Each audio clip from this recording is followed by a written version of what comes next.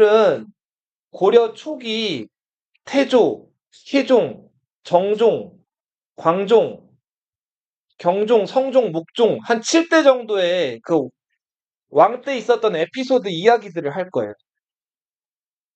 잘 보세요. 자, 고려 건국한 임금이 누구예요? 태조 왕건이죠. 918년에 왕이 됐어요. 누구를 몰아내고 왕이 됐죠? 동해를 몰아내고 왕이 됐죠. 자, 그리고 한 18년 정도, 936년까지 18년 동안 그 후삼국을 통일하기 위해서 치열하게 전쟁을 하죠. 그러다가 이제 견훤의 아들 신검을 무찌르고 후삼국을 마침내 통일한단 말이에요. 그게 936년이.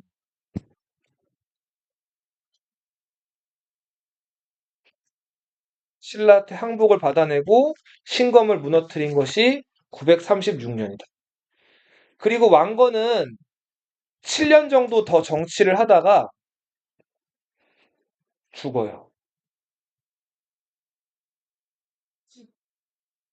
자, 왕건이 후삼국을 통일한 다음에 여러 가지 일들을 하는데 먼저 왕건은 처음에 고려를 건국할 때 공해를 몰아냈다 그랬죠? 원래 공해 근거지가 어디였어요? 공해 근거지인 도시가 철원이었죠. 그래서 고려 건국은 원래 철원에서 건국이 됐어요. 자, 그러다가 자기 근거지였던 수도를 송악으로 옮기게 되죠. 그 송악을 이제 그 수도로 그 정한 이후부터는 송악이라고 안 부르고 이렇게 부르게 되죠. 개경이라고 부르게 되죠. 개경의 예전 이름은 뭐였어요? 송악이었죠. 송악산이 있어가지고 송악이었죠.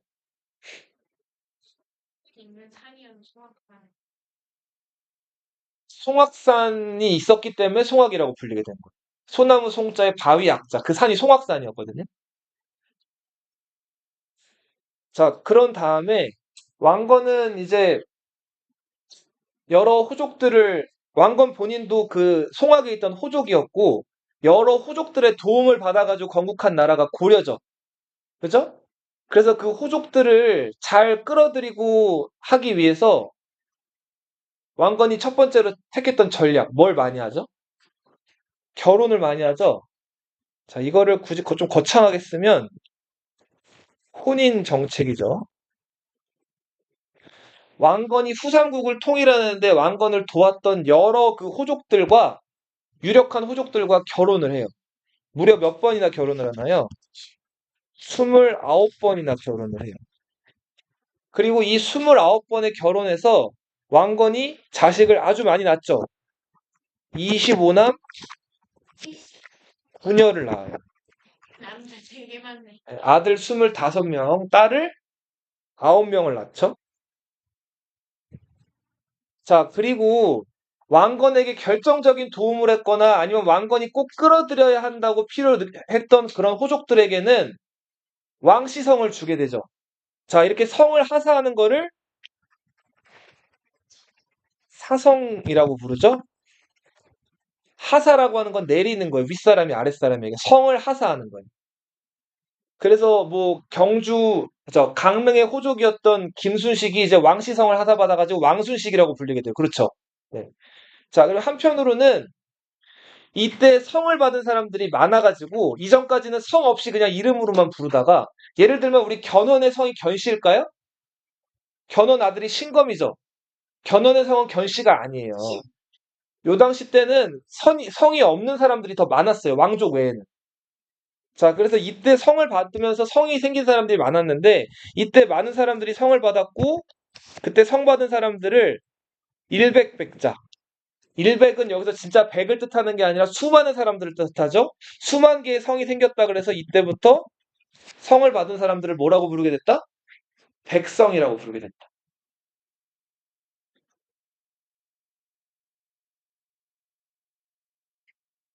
자, 그리고 이렇게 성을 주면서 여러 호족들을 끌어안았죠. 네. 그래서 고려는 결과적으로 얘기를 하면 호족, 연합, 국가였다. 왕건 혼자 힘으로 세운 게 아니에요. 자, 호족들을 이렇게 두텁게 잘 대우해 주면서도 어, 또 잘해주기만 하면 또 기어오를 수가 있죠. 그래서 때로는 채찍질도 하고 때로는 당근도 줘가면서 호족들을 달랬어요. 자, 요렇게 호족들을 달래준 거, 결혼도 많이 하고 성도 하사한 거 외에도 호족들을 또 좀 이렇게 달래주고 호족들을 인정해준 제도가 있었는데 사심관 제도라는 게 있어요.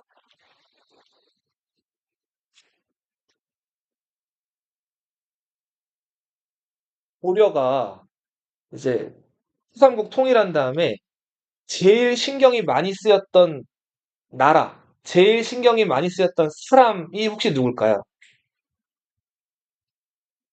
고려 이전에 한반도를 주름잡던 나라가 어떤 나라였어요? 신라였죠, 신라. 예. 근데 그 신라는 왕건이 햇볕 정책을 해서 왕건한테 항복을 하죠.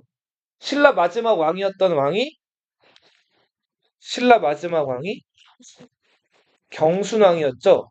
성이 혹시 뭐였는지 기억나요? 김 맞아요. 오, 잘 알고 있네. 경순왕 김부였죠. 이 김부가 고려 입장에서는 고마운 인물이긴 한데 한편으로는 좀 많이 껄끄러운 사람이에요. 왜 껄끄러울까요? 자, 신라 시대 때 귀족 소리 들으면서 왕족 소리 들으면서 잘 먹고 잘 살던 사람들이 갑자기 고려 왕조가 서게 되면서 이제는 왕족 자리도 박탈당하고 예전에 잘 나가던 그 진골 귀족 자리도 이제는 없어진 거예요. 그러면서 오리알이 됐죠.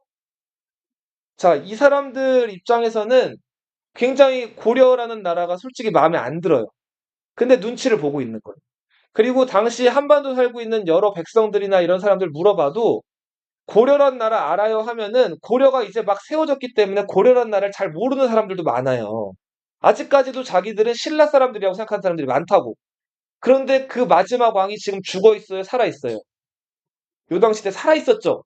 그러니까 언제든 신라를 그리워하는 사람들이 경순왕을 중심으로 해가지고 뭉치거나 반란을 일으킬지도 모르죠. 그래서 이 경순왕을 좀 잘 어르고 달래고 때로는 견제도 하는 게 고려 입장에서는 되게 중요한 문제였어요. 근데 이제 경순왕한테 이 경순왕을 좀 인정해주고 달래는 정책으로는 경순왕을 경주의 사심관으로 임명을 해.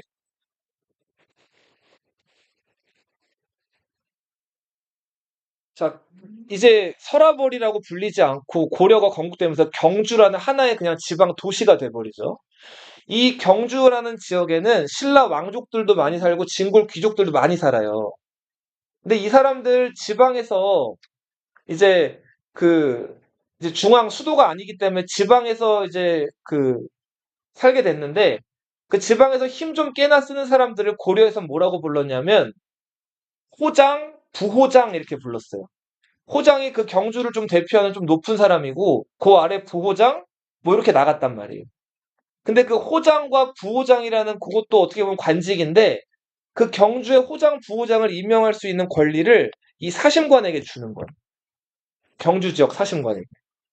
자, 그래서 그 경주 지역에서 좀 그 어느 정도 잘 사는 사람들 이런 사람들한테 관직 주는 거 그 권한을 과거의 그 신라 왕이었던 경순왕에게 넘겨준 거예요. 그러니까 이거는 좀 한마디로 간단하게 얘기를 하면 그 지방 호족들한테 너 그 지역에서 여전히 지배력 좀 행사해 하고 그 영향력을 인정해 준 거라고. 이게 사심관 제도예요. 자, 이거는 잘해주는 거죠. 당근을 준 거예요. 한편으로는 견제 정책도 있어요. 채찍을 드는 거예요. 기인 제도라는 거예요.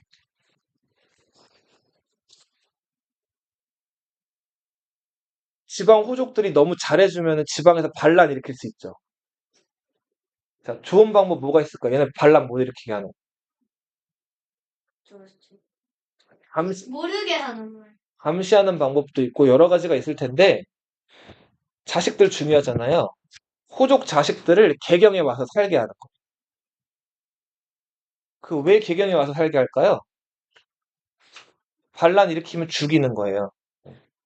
인지를 잡는 거예요. 이게 기인제도예요. 이런 식으로 호족들을 당근과 채찍을 이용해서 어르고 달랬어요. 안 그러면 이게 유지가 안 돼. 네. 자, 그리고 한편으로는 고려라는 나라 이름에서 알 수 있듯이 삼국시대 어느 나라를 이은 거예요. 자, 고구려를 우리는 이었다 해가지고 고구려 영토는 저 만주 북쪽 넓은 지역이잖아요.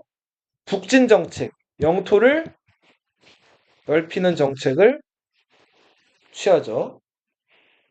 자, 북진 정책의 전진 기지로서 가장 강조됐던 곳이 옛 고구려의 마지막 수도 평양이죠. 평양은 발해와 신라가 있던 그 남북국 시대에 관리가 안 되고 버려져가지고 거기에 잡풀만 무성했다 그래요.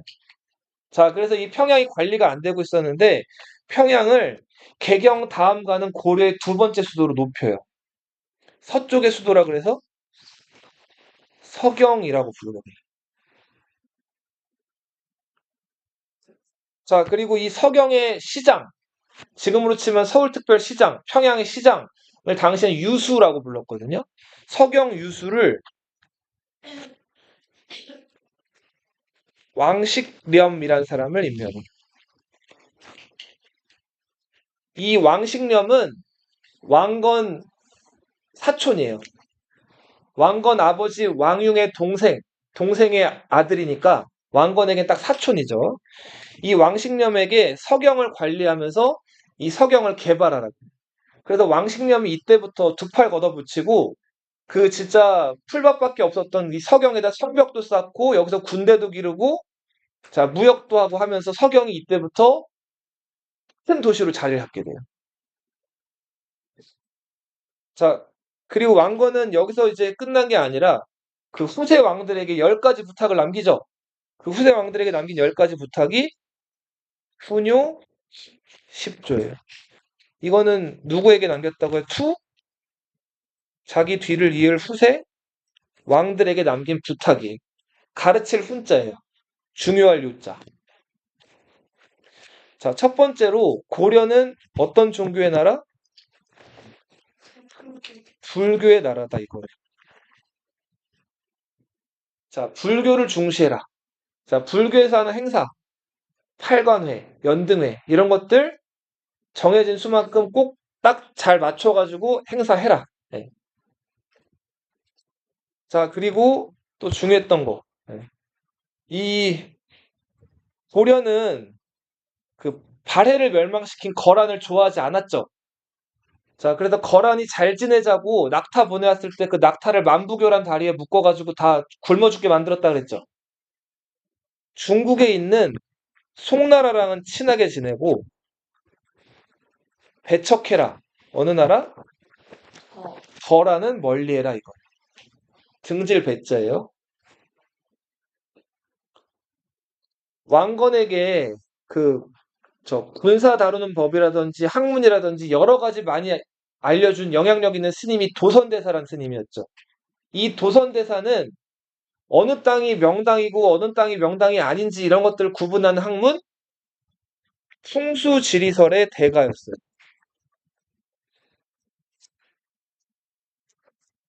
그래서 훈요십조를 보면은 도선대사가 얘기한 곳, 그 명당이라는 곳에만 절을 지어라. 그리고 금강 이남은 옛 후백제 땅이죠.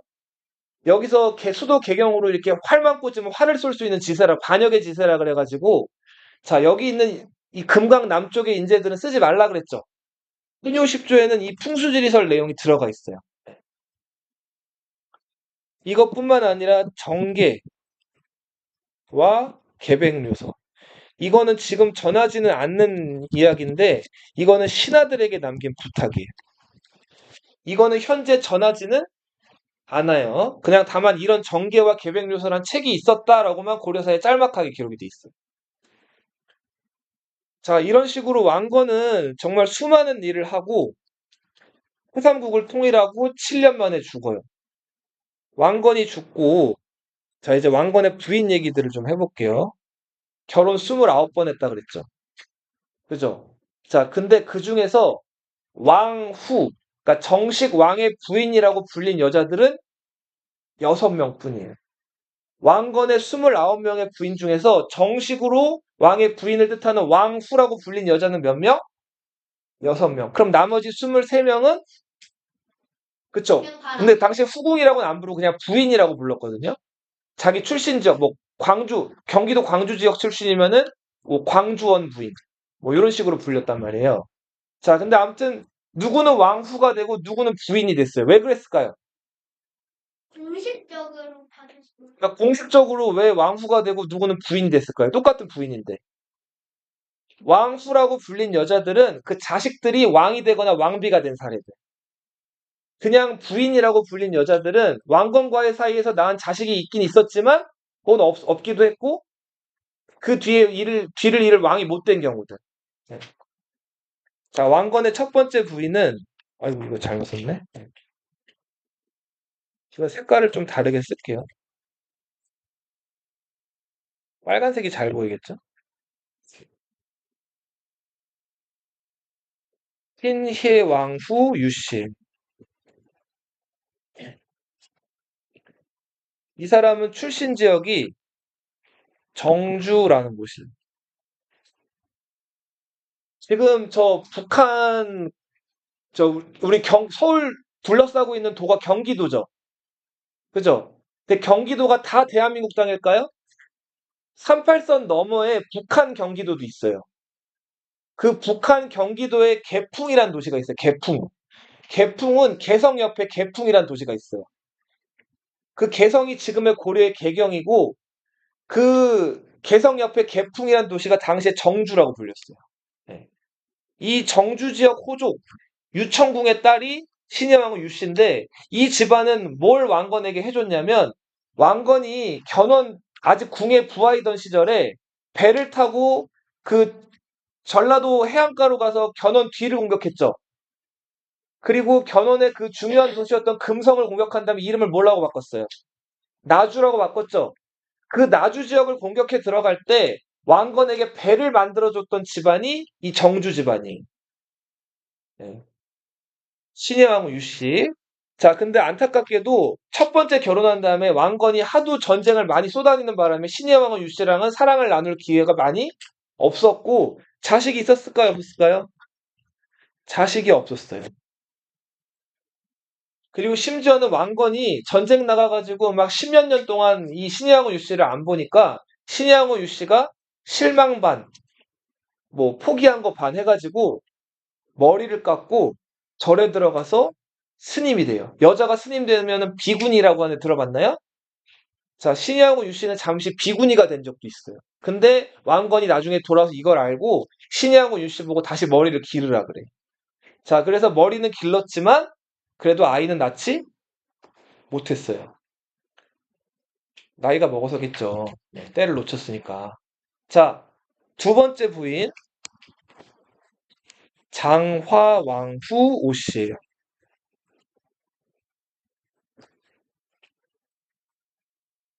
자, 이 오씨는 왕건이 그렇게 어렵게 공들여서 정주 집안에서 배 만들어줘서 그 배 타고 가서 공략했던 어디?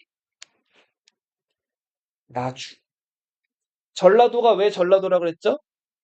전주랑 나주가 중요해서 전라도라 그랬죠? 나주는 저 땅끝 마을이에요. 가장 우리 저 지도 이거 지우세요, 이거는. 요 지역이 나주죠, 요 지역. 예. 요 지역을 왕건이 배 타고 가가지고 이렇게 공략했잖아요. 그죠? 견훤 뒤에. 자, 근데 아무튼 나주 지역의 호적이었던 다련군, 이 다련군의 딸이 장왕후 오씨였어요.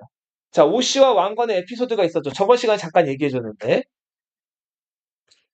왕건이 나주 지역을 공략한 다음에 여기서 말을 탈 일이 있었어요. 자, 말을 막 달리는데 목이 말랐어요.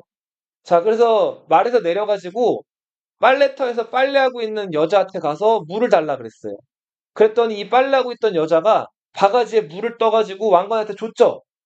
자, 근데 왕건한테 바가지를 건네줬는데 그 바가지에 물 위에 뭐가 떠 있었어요? 나뭇잎이 떠 있었죠. 자, 나뭇잎이 떠 있었기 때문에 왕건이 목이 마른데도 이걸 벌컥벌컥 마실 수가 없었죠. 그래서 나뭇잎이 가까이 오면 후후 불면서 천천히 먹었단 말이에요. 나뭇잎 안 먹으려고. 자, 그리고 물 마신 다음에 이 오씨한테 물어봤죠. 왜 나뭇잎을 띄워줬습니까? 오씨 대답하기를 급히 드셔서 체할까 봐 그랬다. 자, 왕건이 이 지혜에 반해가지고 오 씨랑 그날부터 부부의 연을 맺죠. 자, 이렇게 해서 오 씨랑 그 사랑을 나누게 됐고, 그 사이에서 낳은 아들이 왕건의 큰아들이에요. 이 왕건의 큰아들이 고려의 2대 임금, 혜종이죠. 혜종, 이름은 왕무예요. 싸울 무자. 왕건 따라다니면서 후삼국 통일전쟁을 많이 겪었던 왕자. 혜종은 아버지 죽은 943년에 왕이 돼서 945년에 죽어요. 재위 기간이 길어요, 짧아요? 2년밖에 안 되죠. 혜종에 대한 고려사 기록은 굉장히 적은데 그 중에서 제일 중심이 되는 기록이 이거예요. 어땠다? 아, 약했다는 거예요. 왜 약했는지는 잘 언급이 안 돼 있어요. 약했대요. 네. 근데 정말 약했는지 사실 의심되는 기록들이 좀 나오는데 왕건의 부하 중에서 함규라는 사람이 있었어요. 함규. 근데 그 함규가 공을 세운 게 많아가지고 왕건으로부터 왕시성을 받아요. 그럼 이제 함규에서 뭐가 된 거예요? 왕규가 됐어요. 근데 이 왕규는 자기 딸 둘이 있었는데 왕건의 15번째 부인, 16번째 부인으로 딸을 시집 보내요. 이 왕규의 근거지가 경기도 광주였단 말이에요. 광주 호족이었다고.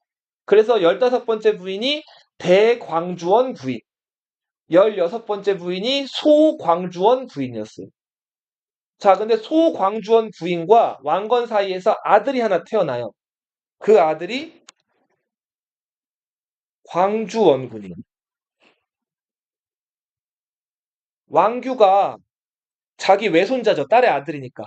이 광주원군을 혜종을 몰아내고 왕으로 세우려고 했어요.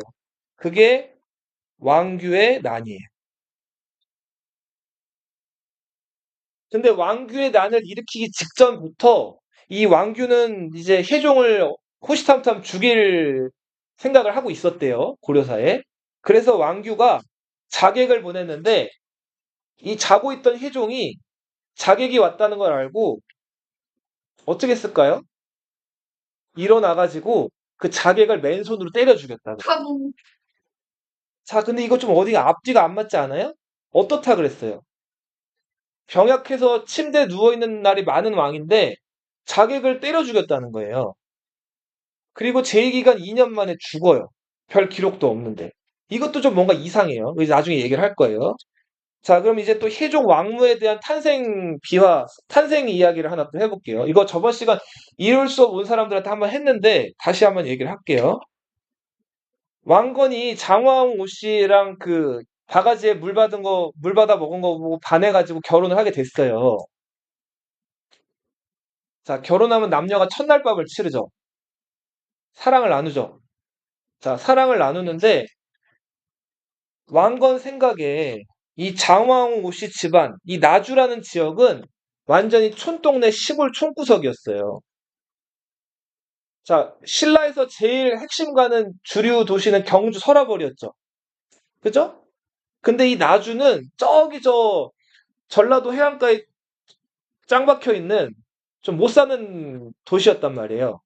그리고 이전으로 또 올라가 보면 그 나주 지역은 옛날 백제가 다스리던 지역이죠. 근데 백제가 신라한테 이겼어요, 졌어요? 졌죠. 그래서 백제 멸망하고부터도 이 지역은 막 그 죄 지은 사람들 유배가거나 이렇게 좀 그런 곳이었단 말이에요. 그래서 아무튼 이 장왕 오 씨의 신분이 미천하다고 생각을 해가지고 왕건이 이 오 씨랑 첫날 밤에서 오 씨를 임신시키지 않으려고 했어요. 남녀가 사랑하면 남자 몸에서 뭐가 나와요. 자, 그런데 왕건이 임신을 안 시키려고 그 나온 뭔가를 19금이에요. 네. 자, 돗자리 위에다가 이렇게 했다 그래요. 네. 네. 자, 근데 이 장왕 오 씨가 욕심이 많은 여자라서 그 왕건이 돗자리에 한 그 왕건의 그거를 자기 여기 아래 집어넣었다 그래요. 자, 그렇게 해서 임신이 됐고, 그렇게 해서 태어난 왕건의 큰아들이 이 아들이에요. 누구? 혜종 왕무예요. 그래서 혜종은 고려사 기록에 보면 주름진 임금님이란 기록이 있어요. 이마에 주름이 있었다는 거예요. 이마에 쭈글쭈글 주름이 있었는데 이 주름을 자세히 살펴보면 왕건이 아까 그걸 어디에다 했다 그랬어요? 돗자리에다 했다 그랬죠? 그 주름이 돗자리 자국이라는 거예요. 너희가 왕인데 너희 죽은 다음에 이런 기록이 실리면 너희 어떨 것 같아요? 너무나 창피스럽고 수치스러운 기록이죠. 자, 모르잖아요. 저는. 그쵸. 자, 이건 나중에 또 얘기를 더 할게요. 요거 지나가면서 이제 오늘 더 얘기를 할 거예요. 자, 아무튼 혜종은 병약했고, 자, 아무튼 주름진 임금님. 자, 이런 별명이 있었던 사람이 이제 혜종이에요. 자, 왕건의 부인 하나를 더 써볼게요. 세 번째 부인, 신명왕후 유씨예요. 충주 지역의 호족이었어요. 충청도가 왜 충청도예요? 충주랑 청주가 중요해서 충청도죠? 충주는 한강 상류예요. 수원지예요. 물이 시작되는 곳이라고. 그래서 고구려 장수왕이 남쪽으로 내려와서 충주 지역에다 고구려 비를 또 딱 받기도 하잖아요. 중요한 곳이에요. 자, 그래서 이 충주 지역에서 많은 물자, 그리고 군사를 가지고 있던 호족 유궁달이라는 사람의 딸이 이 신명왕후 유씨였는데, 신명왕후 유씨와 왕건 사이에서 자식이 많이 태어나요. 근데 그 중에 중요한 아들 둘만 써보면, 자, 왕유,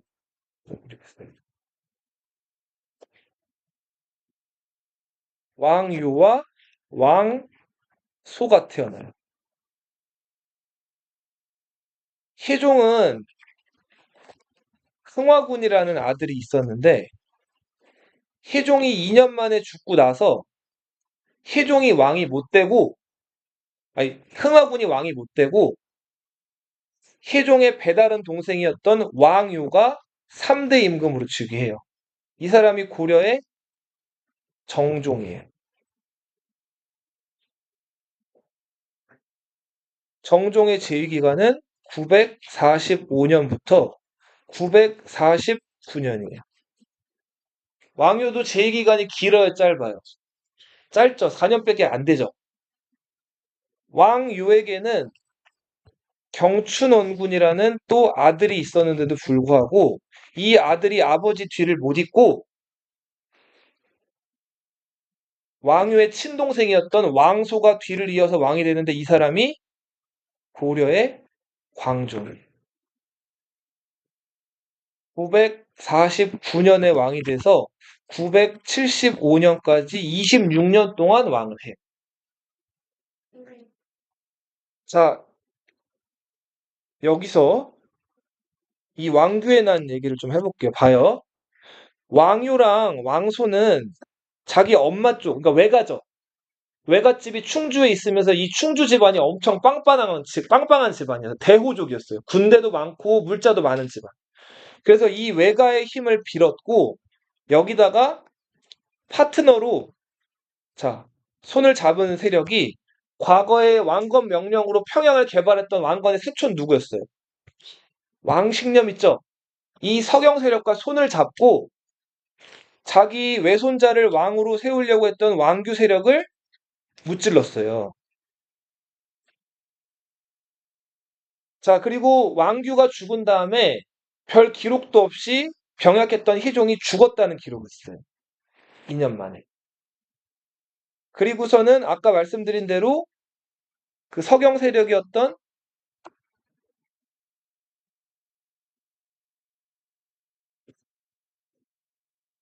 왕식념의 도움으로 서경 세력이죠.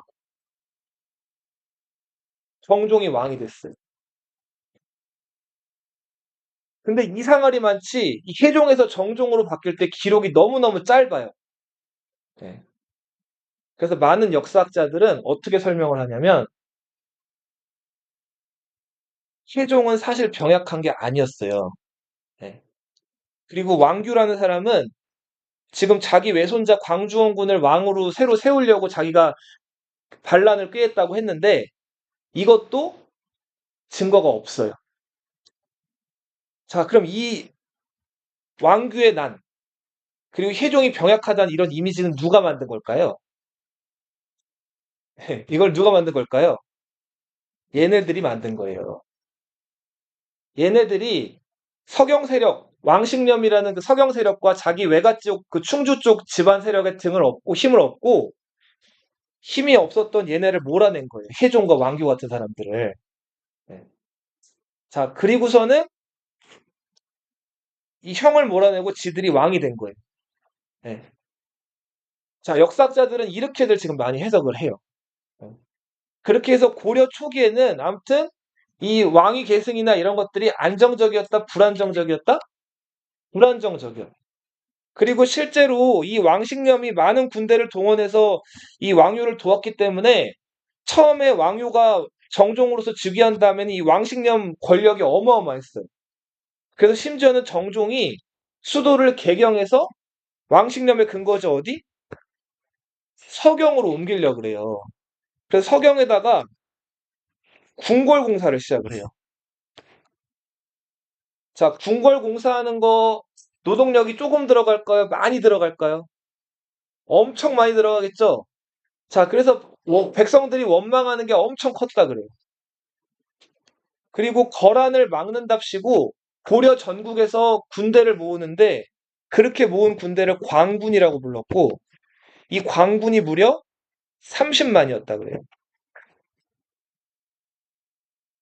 자, 그래서 아무튼 이런저런 일들을 벌이다가 당시 고려 시대 때 자, 고려가 있으면 자, 이렇게 흐르는 강 무슨 강이에요? 요하라는 강이죠.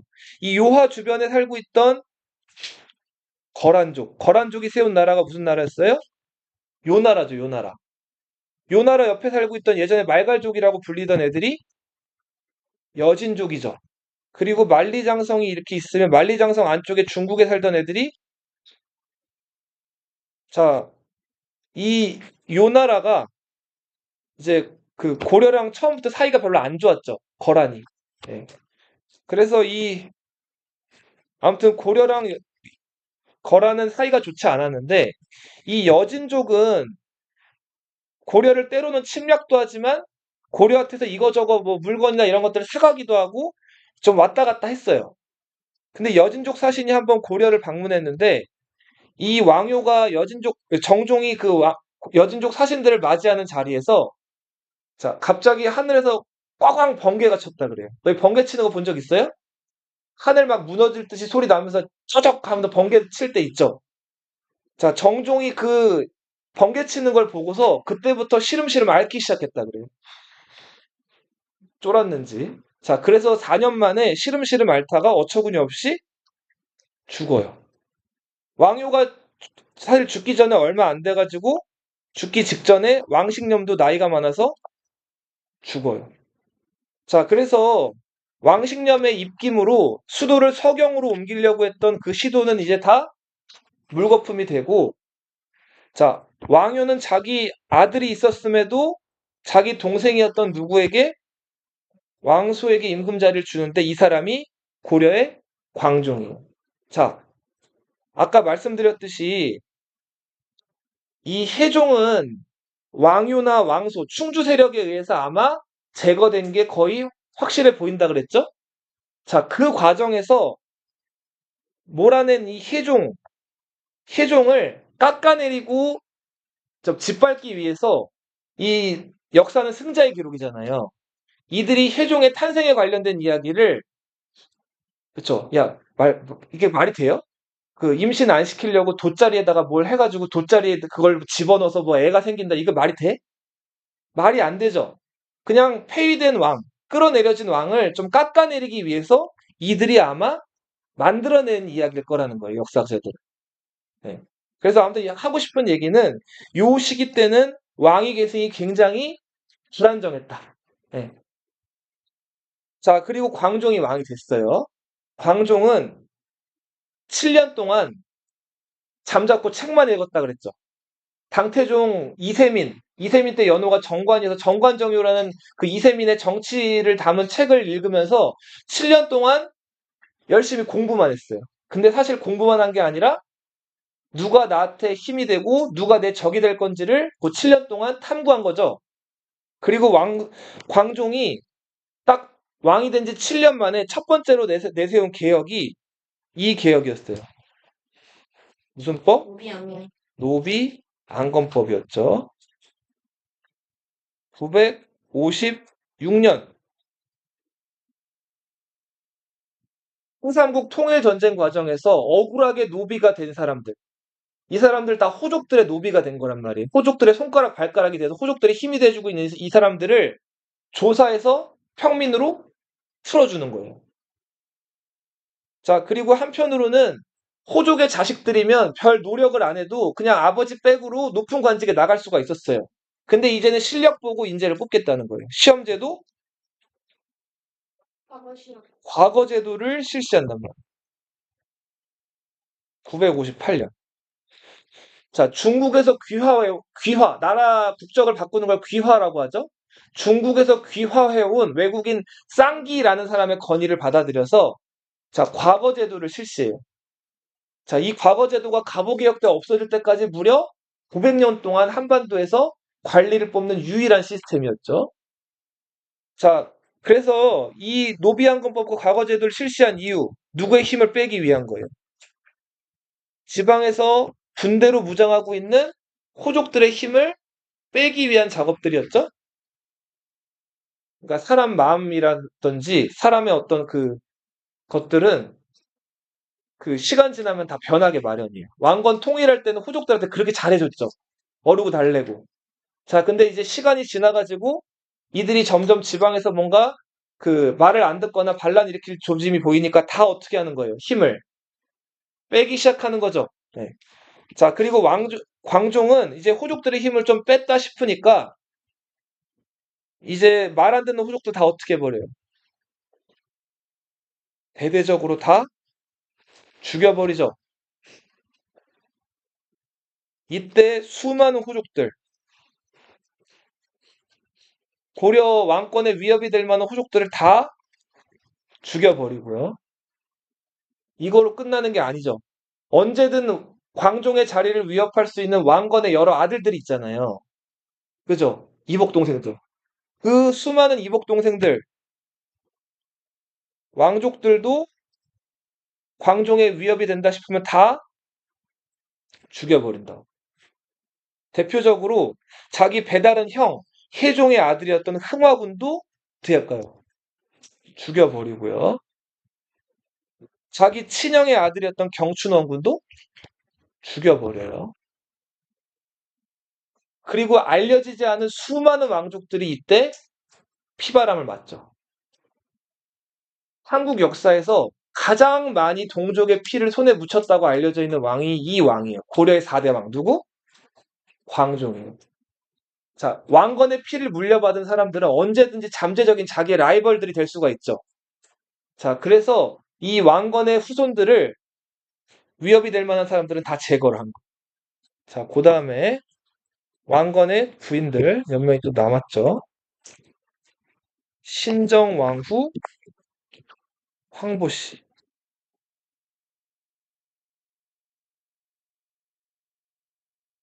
경기도 위에 북한의 어느 도가 있죠? 경기도 위에. 평안도 아래. 황해도라고 들어봤어요? 황해도가 왜 황해도일까요? 황주랑 해주가 중요해서 황해도예요. 이 황보 씨는 황주 호족이에요. 황주. 이 황보 씨, 황주 호족들도 후삼국 통일할 때 많은 공을 세우고 왕건을 지원했던 호족들인데 이 신정왕 황보 씨랑 왕건 사이에서 태어난 자식이 여럿 있었는데 자, 그 중에서 원래 맏아들이 있는데 그 맏아들을 선생님 설명하기 좋게 좀 아래다 쓸게요. 이거 이렇게 지금 꼬여 쓰게 돼가지고 이 사람이 맏아들이에요. 맏아들이 왕욱이라는 사람. 자, 그리고 그 왕건과 신정왕후 황보씨 사이에서 낳은 딸이 하나 있는데 왕후의 사실은 여동생이에요. 근데 위에다 쓸게요. 그 여동생이 대목왕후예요. 대목왕후 황보씨. 근데 좀 이거 이상하지 않아요? 뭐가 이상하죠? 그쵸? 엄마 성을 따라갔죠. 왕건의 딸이잖아요. 그러니까 원래 대목왕후 왕씨가 돼야 되는데 무슨 성이에요? 성이 황보씨죠. 자, 이게 이제 고려 왕실 안에서의 혼인관에 등장하는 좀 특이한 부분인데 대호족들이 있어요. 만약에 결혼해가지고 만약에 왕시성만 따라가게 되면 이 황보씨 가문의 그 황보씨가 성이 사라지게 되죠. 이 황보씨가 규모가 꽤 큰 호족이었기 때문에 이렇게 규모가 큰 호족 집안과 혼인을 했을 때는 딸이 태어나면 엄마 성이나 할머니 성을 따라가게 해요. 예. 자, 그래서 왕건의 딸이었던 대목왕후는 성이 왕씨가 아니라 뭐예요? 황보씨. 그리고 왕후가 됐다는 건 결혼을 누구랑 했다는 거예요? 왕이랑 했다는 거죠. 설마 태조랑 결혼했을 건 아니고 누구랑 결혼했을까요? 자기 배다른 오빠였던 광종이랑 결혼을 해. 어, 갔다 와. 고려시대 때는 엄마만 다르면 같은 그 형제끼리도 결혼을 하기도 해요. 엄마가 다르면. 아빠는 같더라도. 좀 이상해요. 징그러워요. 라고 생각하면 안 돼요. 요 당시 때는 이랬어요. 자, 이거 왜 이랬을까요? 고려사라는 그 고려시대에 다룬 역사책에 고려 왕실의 여인들의 혼인 기록이 54건이 실려 있거든요. 그 중에서 47건, 47케이스가 다 종례혼을 했어요. 그러니까 왕족의 딸로 태어난 공주들은 다 왕씨들이랑 결혼했다고. 54명 중에서 47명. 그 왜 그럴까요? 혈통의 순수성을 지키려고. 왕씨들은 자기들이 용의 후손이라고 믿었어요. 그래서 이런 얘기도 있었어요. 겨드랑이 아래 용의 비늘이 있다. 믿거나 말거나 좀 누구 벗겨본 게 아니라서. 자, 그래서 아무튼 이 딸들은 다 왕씨 남자한테 시집을 갔다고. 그래서 대무광 황보씨랑 광종이랑 결혼을 해서 자, 자식을 낳는데 그 자식이 5대 왕이었던 경종이었어요. 경종. 경종 왕주.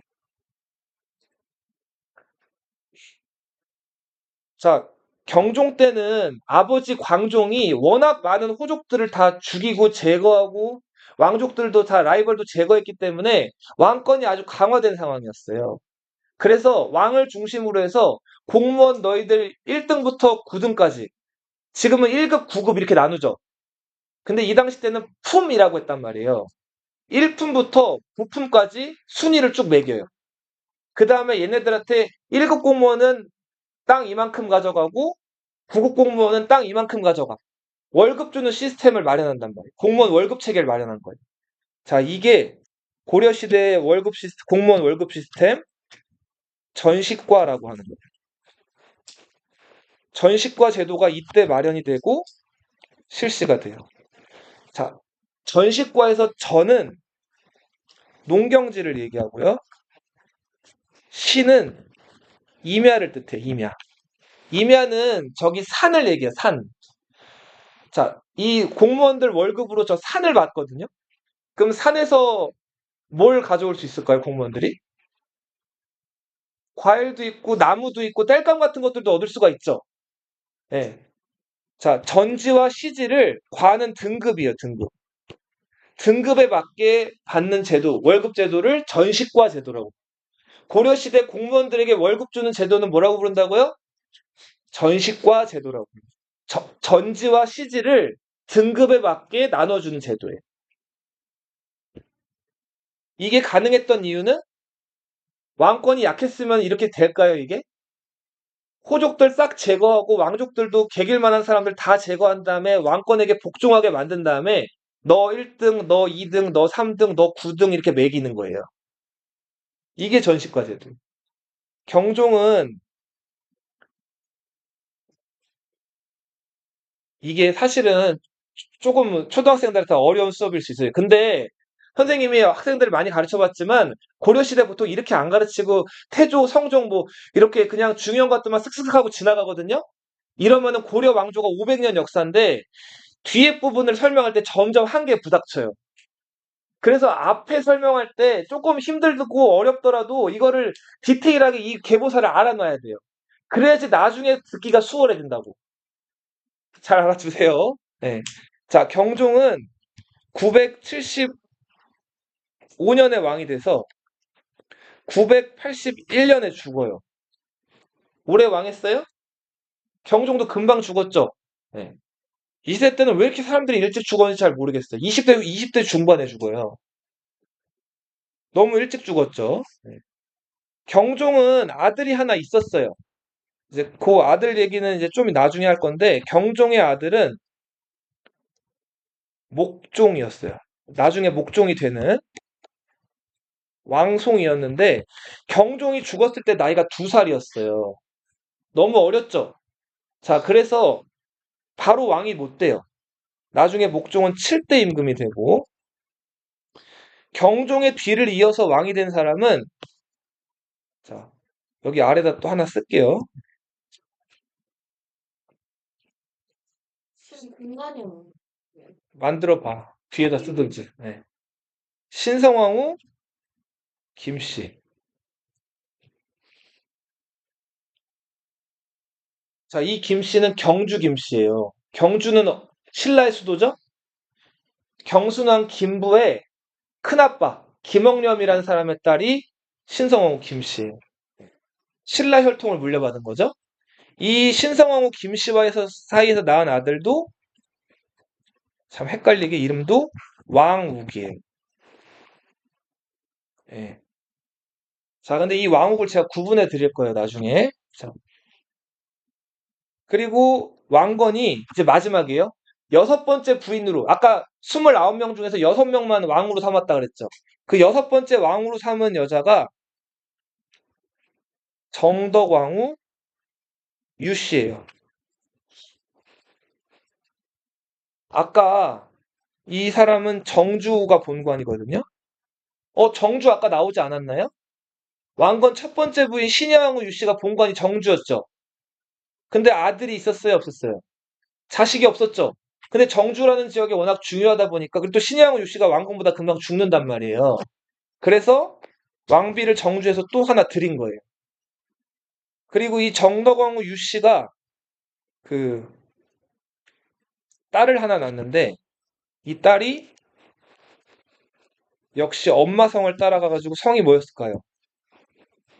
유씨였어요, 유씨.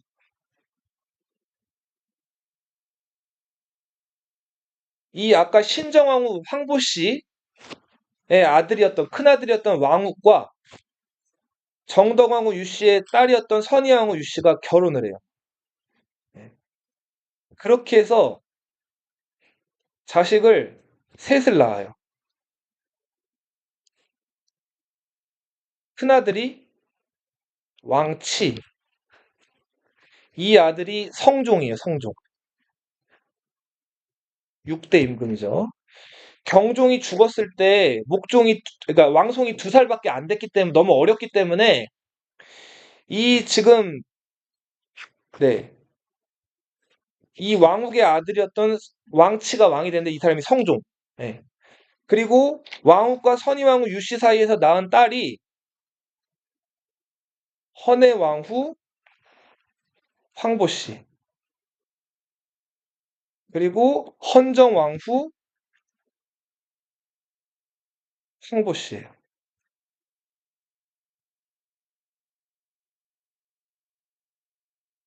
자, 아까 경종이 목종을 낳았다 그랬는데 누구랑 결혼해서 낳은 거냐면 자, 이 헌해왕후 황보씨와의 사이에서 목종을 낳은 거예요.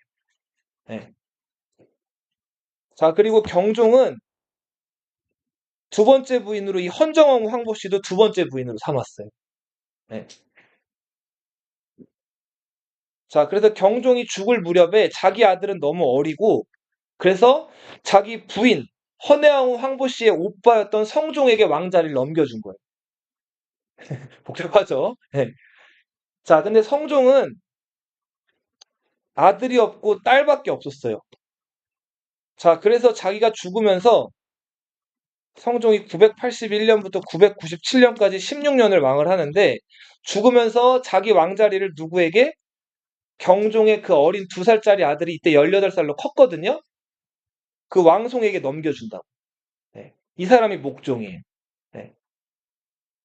헷갈리시면 영상을 다시 보셔도 돼요. 요거는 한 번은 들어두셔야 돼요. 네.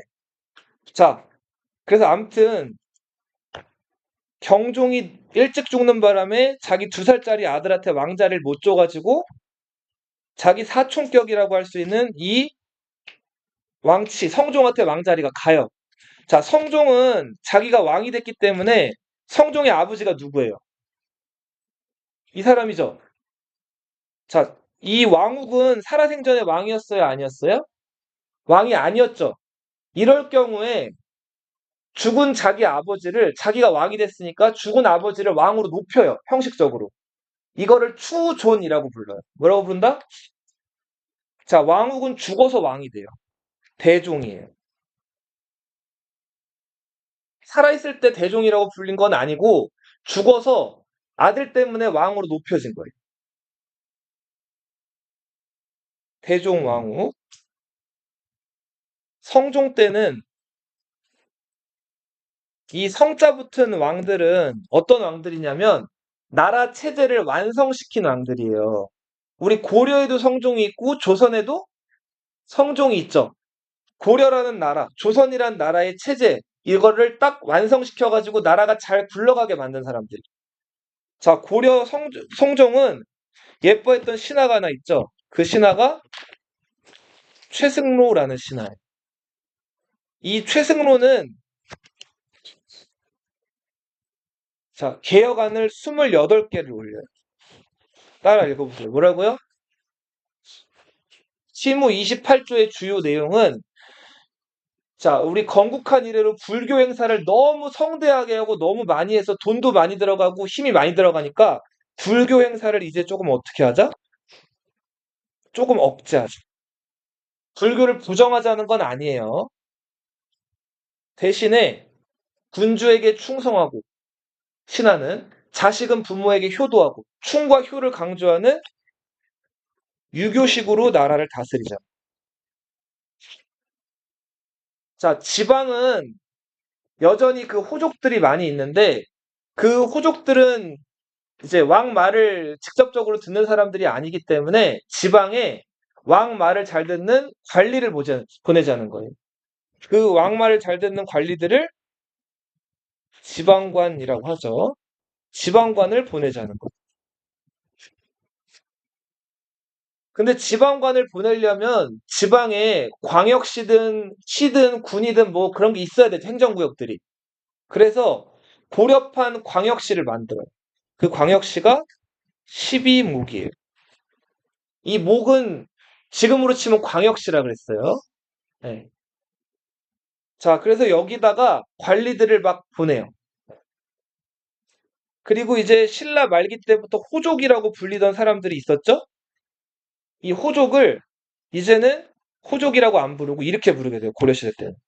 시골 향자 써가지고 뭐라고 부르게 된다? 향리라고 부르게 돼요. 자, 이제 호족의 시대는 끝이 났어요. 신라 말기부터 고려 초기부터 고려를 좌지우지하던 그 호족들의 세력 시대는 가고 광종 때 숙청을 끝으로 힘이 많이 빠진 호족들이 고려 시대 때 이제 뭐라고 불리게 돼요? 지방에서 향리라고 불리게 돼요.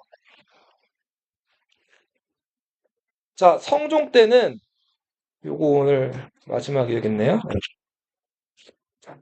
그동안 계속해서 호시탐탐 고려를 노리던 이 거란 요 나라가 아무래도 송나라를 쳐들어가기 전에 이 고려가 불안해 보인단 말이에요. 이 요나라가 고려를 쳐들어와요. 군대를 보내서. 요나라 기록에 의하면 80만인데 이건 개뻥이고 자, 여기 만주 지역에 인구 총 합쳐도 50만이 안 됐어요. 동원할 수 있는 군대라고 하면 많아봤자 8만 명 정도야. 10배를 뻥튀기 한 거예요. 근데 80만이든 8만이든 거란 군대가 쳐들어온단 말이에요. 성종 때. 거란의 1차 침략이 시작이 돼요. 얼마 전에 2년 전에 고려 거란 전쟁도 했었죠. 자, 이때 거란의 장군은 소손영이란 장군이었어. 자, 소손영이 군대를 이끌고 압록강까지 왔어요. 자, 우리 지금 나라 이름, 우리 요 나라는 옛날 저 고구려 땅에서 일어났어. 지금 고려 너희가 차지하고 있는 땅이 옛날 고구려 땅이니까 그 땅 내놔. 자, 이때 소손영 상대로 외교談판에 나섰던 사람이 서희라는 사람이죠. 자, 개소리 하지 마. 자, 우리 지금 나라 이름 봐봐. 고려야, 고려. 고구려 뒤를 이은 건 니네가 아니라 누구야? 우리야. 자, 니네 말대로 하자면, 자, 저기 요 나라에 있는 그 니네가 지금 차지하고 있는 땅도 고구려 후예인 다 고려 땅이야. 말도 안 되는 소리 하지 마. 그래서 소손영이 말빨에서 졌죠. 말빨에서 졌어도 군대가 많죠. 아, 모르겠고, 우리는 너희 점령할 거야. 우리 땅 가져갈 거야. 서희가 그제서야 저 자세로 나와요. 아, 너희 힘쓰는 거 알아. 내가 좀 세게 얘기한 것 같아. 자, 아는데, 자, 봐. 지금 우리는 너희가 센 걸 알아가지고 너희한테 조공을 바치러 가고 싶어. 근데 여기 여진족이란 애들이 왔다 갔다 해. 여기 특히 여진족들이 많이 사는데 여진족 몰아내고 여기다 우리가 성 좀 쌓아놓게. 너희한테 뭐 잘 바치기 위해서? 조공 잘 바치기 위해서. 자, 거란에게 바칠 조공로 확보. 자, 그러면서 여진족을 몰아낸다는 명분으로 서희가 여기 땅에다가 성을 쌓는 권리를 요 나라로부터 허락을 받아요. 요 나라 입장에서도 목표는 지금 중국의 송나라랑 싸우는 거였기 때문에 굳이 고려를 더 자극할 이유가 없다고 판단을 했단 말이에요. 그래서 이 고려가 이 지역에다가 성을 쌓고 이 지역을 고려의 영토로 하는 거를 묵인을 한단 말이에요. 여기다가 고려가 당시 쌓았던 성을 이 6개 성을 뭐라고 불러요? 황동육주라고 불러요. 자, 이렇게 서희의 외교談판으로 고려가 뜻하지 않게 자, 위기를 기회로 만들었죠? 땅을 얻게 된 거예요. 자, 진짜 마지막. 이거 한 2분이면 돼요. 봐요. 자, 봐봐. 성종은 정치 잘했어요.